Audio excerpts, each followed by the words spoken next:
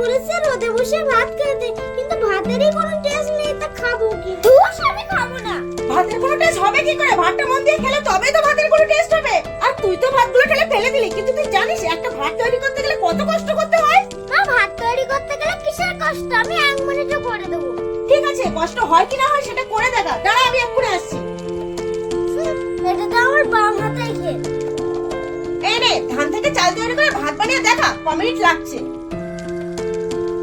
কিন্তু ধান থেকে চাল কিভাবে করবো? আচ্ছা, এইভাবে দিতে লাগে, কি হয় দেখি। এমা, এতক্ষণ ধরে এই কটা চাল হয়েছে? সত্যি খুবই কষ্ট। কি রে, তোর ভাত এখনো হয়নি? মা, ভাত তো বানানো হয়েছে, কিন্তু এইটুকুনি ভাত বানাতে গিয়ে আমার প্রচুর কষ্ট হয়েছে। মা, তবে আমি তোমাকে কথা দিচ্ছি, আর ভাতকে আমি কখনোই অপমান করবো না। হ্যাঁ, কথাটা মনে রাখলেই ভালো। তবে হ্যাঁ, ভাত যেমনই হোক ভাত, আমরা এটাই খেয়ে বেঁচে থাকি।